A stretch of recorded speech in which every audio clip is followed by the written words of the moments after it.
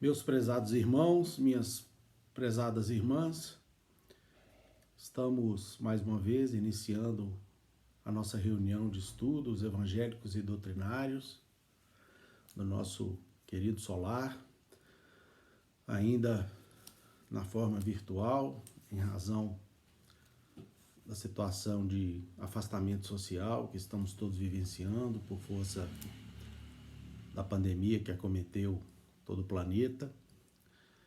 E iniciaremos a nossa reunião, como sempre o fazemos, elevando os nossos pensamentos a Jesus, nosso Mestre amado, rogando a Ele o amparo e a proteção para os nossos trabalhos dessa noite. Que os amigos espirituais da casa de Paulo de Tarso, que encontram inúmeros recursos para nos proteger, nos amparar em nome de Jesus, possam nos abençoar a todos, amparando a todos os irmãos da nossa querida casa de oração, onde quer que esses irmãos e essas irmãs se encontrem, espalhados por todas as cidades do Brasil e por todas as cidades do mundo.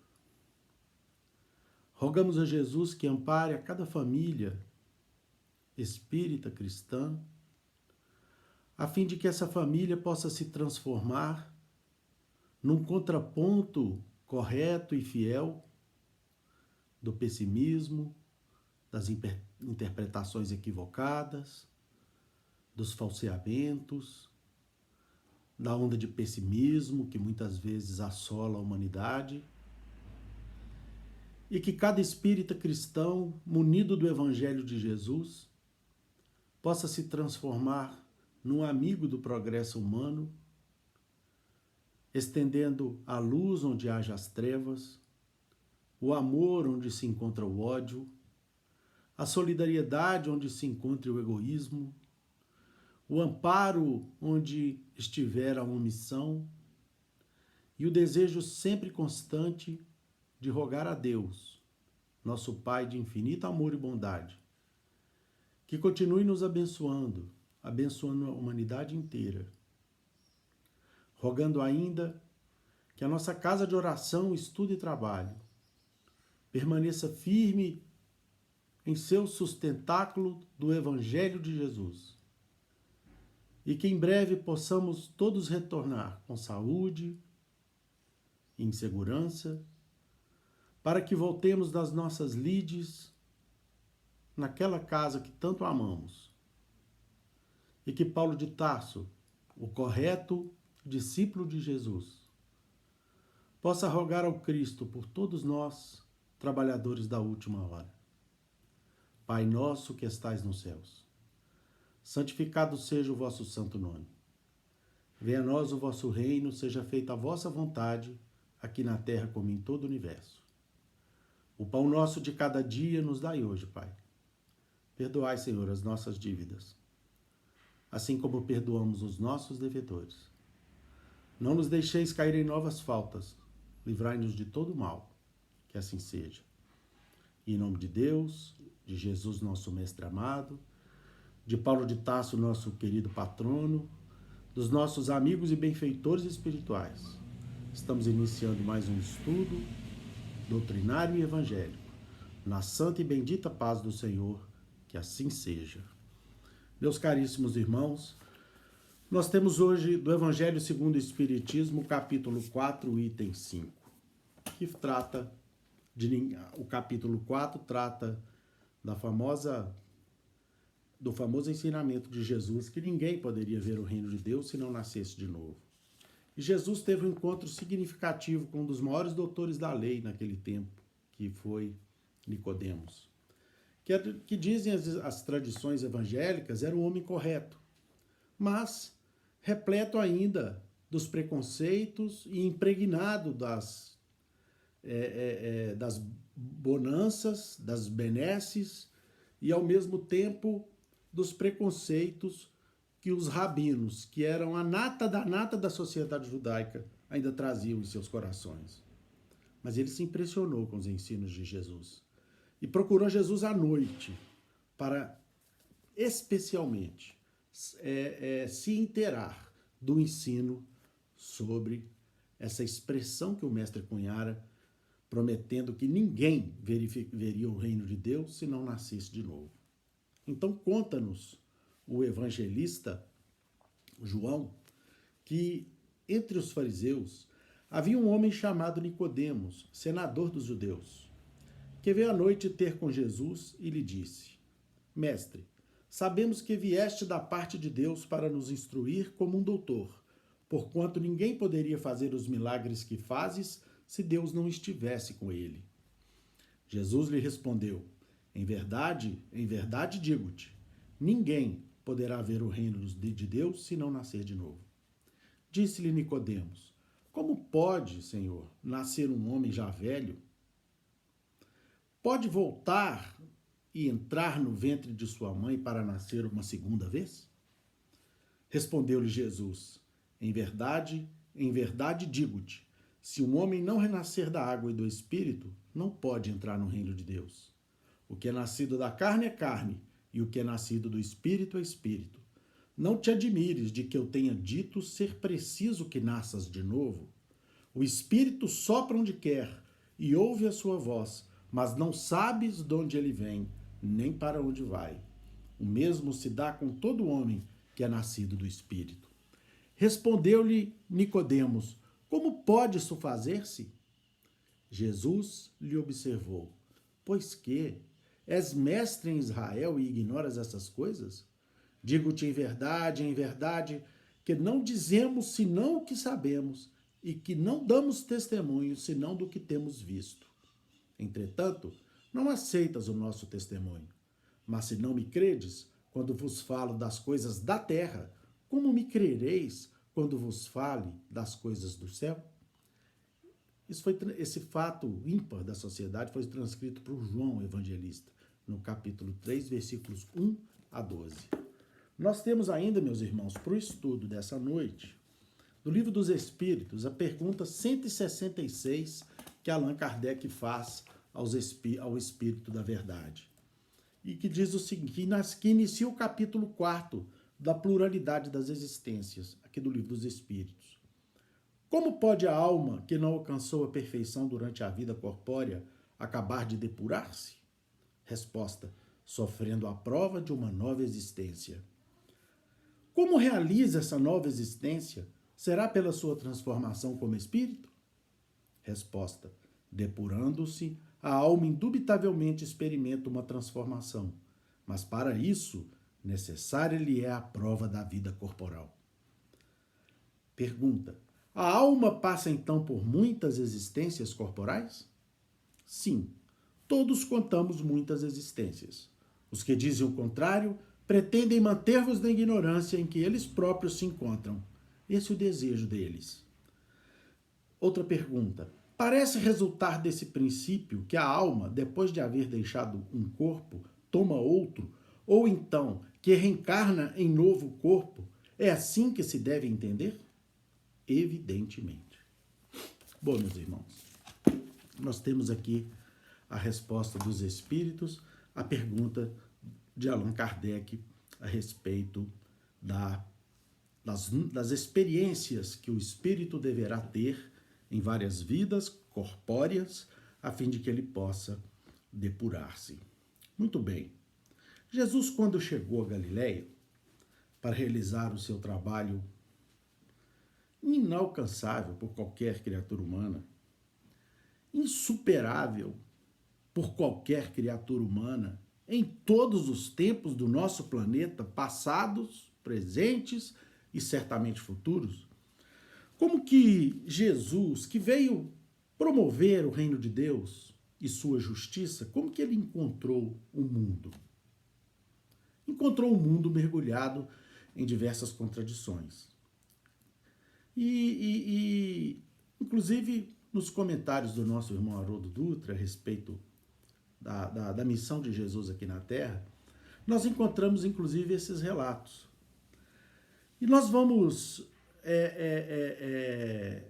relembrar que a Grécia, que representava o apogeu da intelectualidade humana, que atingira culminâncias no pensamento filosófico, desde aquele governo que eles chamavam governo de Péricles, com inúmeros filósofos, artistas, que embelezaram a Grécia e a tornaram aquela região uma referência para o mundo inteiro, como berço da civilização do nosso planeta, nós vamos ver essa intelectualidade atingindo culminâncias tão grandes que transformaram a Grécia na grande referência da intelectualidade humana. Por outro lado, nós vamos encontrar naquele mesmo período o Império Romano, que bebeu nas águas da filosofia grega, na inteligência grega, e que desenvolveu uma organização social absolutamente inigualável no mundo. Os romanos desenvolveram, conta-nos Haroldo, né, um sistema de correios praticamente perfeito. Um sistema de irrigação de águas através de aquedutos extremamente desenvolvido. Os romanos desenvolveram uma organização social e uma organização política extremamente desenvolvida por os padrões daquele tempo. E nós vamos ver que, a partir vamos dizer assim, do desenvolvimento desses institutos, de toda essa conquista tecnológica, social, política e armamentícia, nós vamos ver então os romanos dominando praticamente o mundo todo no tempo de Jesus, né? Quando o mestre aqui chegou. Mas não obstante todo esse progresso realizado, o que nós encontrávamos em contradição de maneira muito comum naquele tempo? Nós vamos encontrar, por exemplo, meus irmãos, a penalização pelo crime de adultério, que o adultério era considerado crime, mas um crime em que se penalizava apenas a mulher. Apenas e tão somente a mulher. Ninguém naquele tempo, apesar de todo esse progresso, de toda essa filosofia que foi alcançada por essas civilizações, ninguém se constrangia em transformar, especialmente os vencidos na batalha, em escravos. Não havia esse constrangimento. E vejam bem que a condescendência com a escravidão ainda era o menor dos males, um mal terrível, mas ainda era o menor dos males, porque o que ocorria? O senhor se sentia no direito de, por exemplo, cegar os seus escravos para que eles não fugissem, né? As pessoas abastadas, entendendo que o trabalho era uma desonra, se acercava de escravos de todo jeito para fazer o trabalho que deveriam fazer e cultuavam o ócio no seu dia a dia, utilizando-se inclusive dos escravos cultos que eram trazidos da Grécia, de algumas partes do Oriente, para poder serem preceptores e cuidarem da educação dos filhos dos patrícios romanos. O conceito de justiça, meus irmãos, era totalmente distorcido e não se dissociava do conceito de vingança. A justiça, na verdade, era um instrumento disfarçado da força. O mais forte impunha a sua justiça.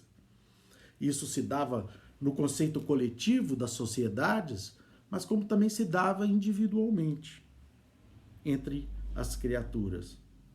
E o que quer que fosse mais forte estabelecia a sua vingança, ainda que para isso fossem utilizados os maiores exageros. Era comum entre os senadores romanos, por exemplo, e eu estou falando de Roma, a sociedade mais desenvolvida daquele tempo, que aglutinavam as funções de legisladores, julgadores e às vezes até executivos, era comum que eles condenassem determinadas pessoas por crimes bobos, por crimes absolutamente insignificantes, a perda de sua liberdade, sendo enviado para as galeras para ficar uma existência que seria muito curta porque logo as doenças ocasionadas pela privação e pelos flagelos sofridos dentro das galeras romanas ceifariam a vida daqueles condenados. Era muito comum, por causa de muito pouca coisa, se tirar a vida de quem quer que fosse. Então, crueldade mais vingança, naquele tempo, equivalia à justiça. E foi exatamente, meus prezados irmãos, é com esse quadro que Jesus então veio fazer a pregação do seu evangelho. Foi exatamente nesse quadro. E nós vamos encontrar então a Jesus enfrentando uma situação relacionada à acusação de uma mulher do seu tempo por adultério. Os doutores da lei queriam apedrejá-la em praça pública. E para enredar o Cristo, levaram aquela mulher para que Jesus então dissesse a respeito da lei de Moisés como que deveria ser o comportamento para com ela, porque afinal de contas era uma adúltera.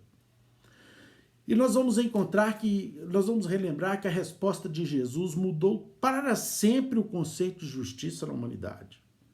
Quando ele fala para todos aqueles que estivessem ali presentes, que aquele que tivesse isento de pecados, que se sentisse puro, que se sentisse absolutamente sem qualquer pecado, que atirasse a primeira pedra. E nós vamos ver os evangelistas nos narrarem que ninguém foi capaz de atirar a primeira pedra. A força moral de Jesus era de tamanha grandeza, de que ninguém se sentiu, ainda que hipocritamente puro, para poder condenar aquela mulher. Jesus falou ao âmago da consciência daqueles que ali estavam, prontos para apedrejar e ao mesmo tempo obter uma manifestação contraditória do Cristo com a lei de Moisés. É dessa forma que nós vamos verificar que os espíritos responderam a Kardec quando a alma se utilizasse de um outro corpo para poder progredir. Os espíritos responderam: meu filho, evidentemente que precisam de outros corpos para poder progredir. Essa foi a resposta dada aqui na questão 166, como acabamos de ler. Mas como que um doutor da lei, absolutamente mergulhado nesse tempo, absolutamente repleto das concepções, dos conceitos da justiça que ele defendia. E vamos aqui relembrar que o conceito mais, vamos dizer assim, superior que Moisés, em Deuteronômio, pôde nos trazer a respeito de justiça, e foi inclusive dita por Tiago, quando Jesus, no livro Boa Nova, lhe pergunta: Tiago, o que você entende por justiça? Tiago responde: o olho por olho, o dente por dente. E vamos aqui relembrar, meus irmãos, que Jesus veio derrogar esse conceito, mas nós temos que entender que Moisés, naquele tempo, teve que lançar mão desse instrumento jurídico como mal menor para aquele povo bárbaro, que, diante de uma ofensa, por exemplo, como o roubo de um animal da sua fazenda, ele poderia ir lá e roubar todos os animais daquele que lhe subtraiu o animal, que diante de alguém que lhe tirasse um braço, poderia o ofendido matar todos os familiares daquele ofensor. Então vem o legislador, no caso Moisés, e estabelece limites para a vingança humana naquele povo bárbaro que ele conduzia em busca da terra da promissão. Então, olha, é olho por olho. Se lhe arranca um olho, o máximo que você tem de direito é tirar um olho do seu agressor. Ou seja, Moisés teve que se lançar mão disso para poder conter aquela população. Mas Jesus veio num tempo diferente. Jesus veio para nos ensinar as palavras de vida eterna. E passados que foram depois 19 séculos, nós vamos encontrar essa promessa de Jesus nos encaminhando o Consolador prometido, para que parte da humanidade finalmente, meus irmãos, compreendessem a justiça através da lei da reencarnação. Compreendessem que a reencarnação é uma ferramenta fenomenal que o Pai estabeleceu aqui no mundo para promover a sua justiça e, ao mesmo tempo, para poder proporcionar aos pecadores a possibilidade, a oportunidade da mudança, do aperfeiçoamento e, finalmente, de sua evolução. Está claro agora, pela lei da reencarnação, que a doutrina espírita nos explica de maneira tão clara, tão evidente, como respondem os espíritos, a letra C do desdobramento da pergunta feita por Kardec de número 166, que é evidente que o espírito tem que adotar outros corpos em muitas vidas para que ele possa progredir. Está claro agora que ninguém vai ser eternamente mau, que os maus não serão eternamente criaturas réprobas da lei, que as oportunidades de mudança, do aperfeiçoamento haverão de se estabelecer na nossa vida junto com a punição dos nossos erros. A punição essa atraída pela lei do karma, pela lei de ação e reação, em face das nossas escolhas equivocadas. Jesus, meus irmãos, de maneira muito clara, ele apela para os justos já no seu tempo, para que compreendam os maus. Ele apela para os bons, para que os bons auxiliem os maus. Ele apela para aqueles que já haviam compreendido, inclusive os seus apóstolos, o alvorecer daquele reino que ele havia proposto, que auxiliem outros irmãos cegos ainda na caminhada, para que pudessem enxergar, ainda que pequenas fagulhas, daquele reino abençoado, que eles, os discípulos e aqueles, todos os irmãos de boa vontade, já tinham compreendido. Jesus, meus irmãos, foi o maior combatente da maldade no mundo. O maior, inigualavelmente o maior, mas ninguém combateu a maldade como ele, mas ele jamais combateu os maus. Ele combatia a maldade, mas amparava os maus. Porque os maus, para ele, tinham outro conceito. Eram, na realidade, criaturas doentes, necessitadas de compreensão, necessitadas de perdão, necessitadas de amparo e de esclarecimento. Meus irmãos, Emmanuel, a respeito dessa questão, no livro Caminho, Verdade e Vida, numa página em que ele dá o título de Orientadores do Mundo, nos mostra exatamente, cotejando o ensinamento de Jesus, relatado por João Evangelista, naquele célebre encontro com o rabino, né, Nicodemos. Vejam só o que Emmanuel nos fala. Ele retira daquele diálogo de Jesus a seguinte expressão do mestre, logo no final, daquele diálogo, conforme a narrativa de João.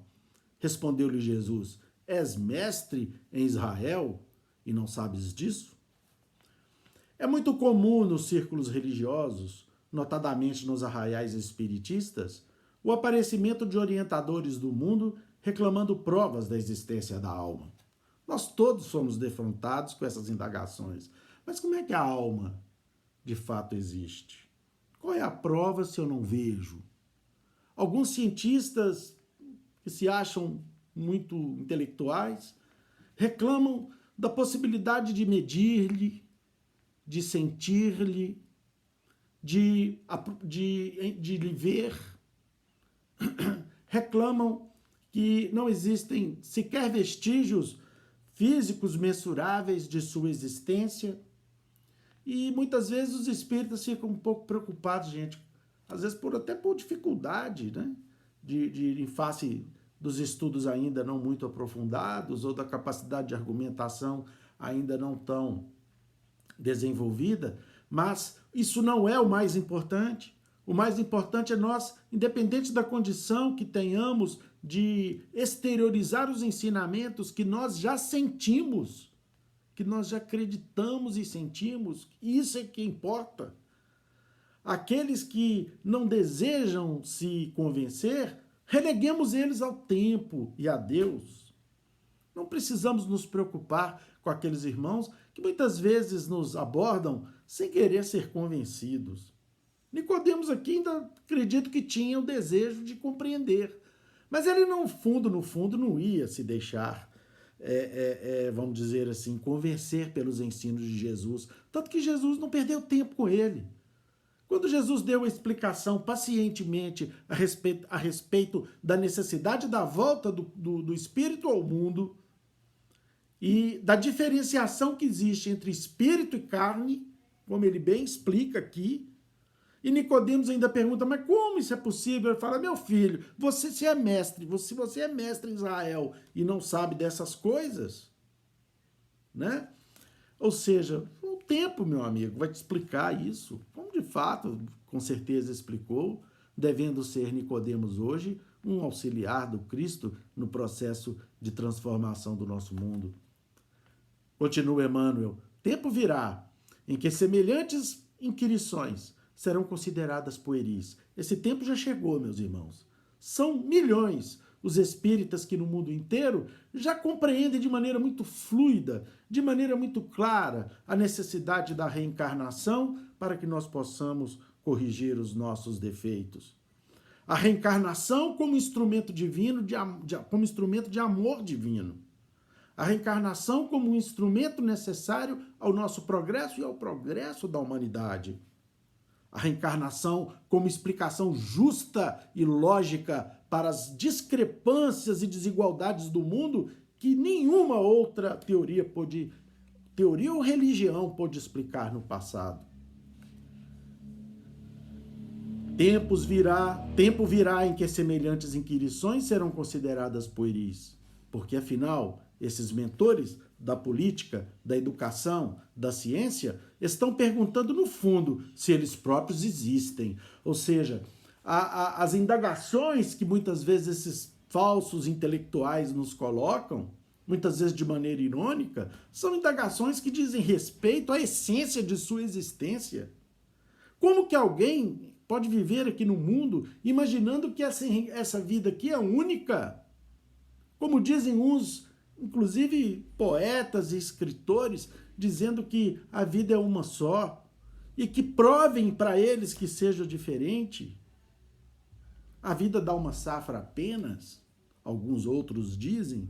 Meu Deus, como viver e coexistir com noção de justiça, com noção de igualdade, com noção de equidade, com noção de amor a Deus, constatando o que nós constatamos nos dias que passam, quando enxergamos crianças nascerem absolutamente tolhidas de movimentos, ou muitas vezes com o cérebro apagado por doenças irreversíveis?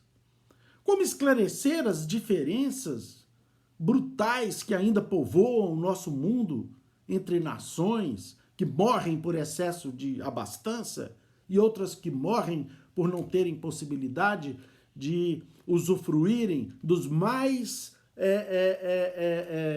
dos menores graus ou das menores quantidades de carboidratos e proteínas? Como esclarecer, meus irmãos, criaturas tão extraordinariamente ricas e criaturas tão extraordinariamente pobres? Como esclarecer a intelectualidade dividida de maneira tão desigual nas mentes humanas? Não há possibilidade de convivermos, de compreendermos a nossa existência, como diz aqui Emmanuel, sem compreendermos a multiplicidade das vidas. E a resposta de Jesus a Nicodemos se enquadra exatamente nessas realidades essenciais. Conclui aqui Emmanuel. Peçamos a Deus que auxilie o homem para que não continue tentando penetrar a casa do progresso pelo telhado. Nós temos que entrar na casa do progresso pela porta. Nós temos que ter humildade para entrarmos pela porta, para compreendermos o progresso da civilização humana a partir das suas mais comezinhas realizações. começando com humildade suficiente para chegarmos aos centros espíritas, não para exigirmos que sejamos convencidos, mas para nos prosternarmos diante do Pai e pedir a Ele perdão primeiro pelas nossas ofensas. Pedir a Ele perdão pelas nossas ofensas às suas leis, pedir a Ele perdão pelos nossos pecados. E depois nos colocarmos de corações, com os corações e com as mentes devidamente abertos para compreendermos a essência de sua lei.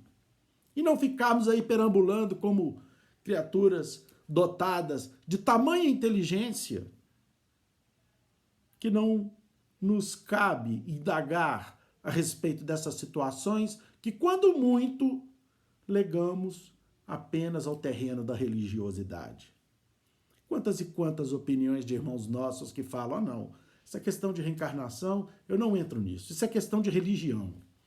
Como se a reencarnação fosse um monopólio, por exemplo, do espiritismo, do hinduísmo, do shintoísmo, de todas as religiões orientais.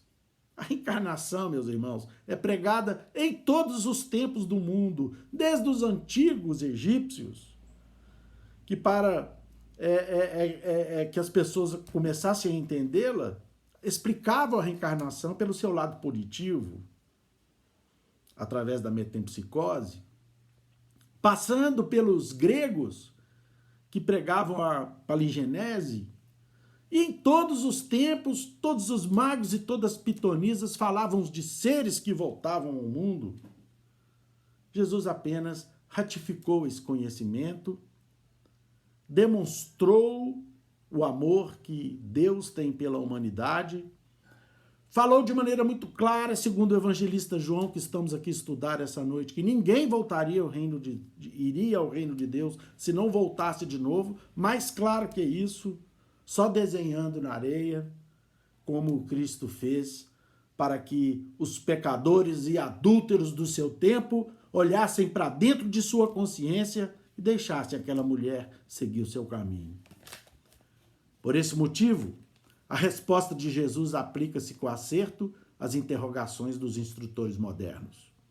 Transformados em investigadores, dirigem-se a nós outros muitas vezes com ironia, reclamando a certeza sobre a existência do Espírito. Ou seja, querem que a gente prove para eles a existência do Espírito.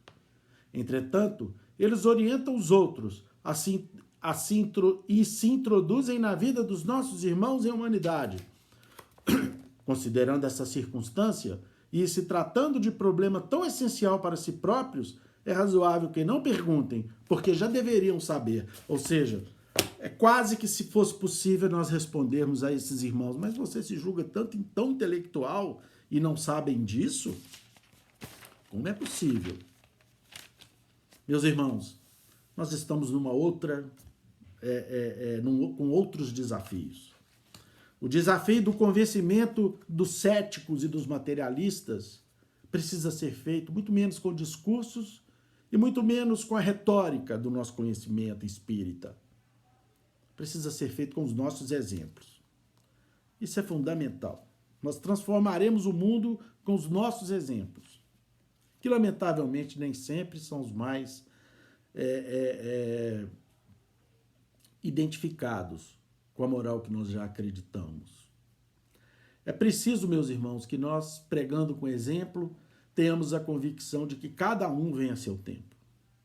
Mas é preciso guardarmos dentro dos nossos corações e das nossas mentes que é impossível crermos na justiça divina sem a ferramenta da reencarnação.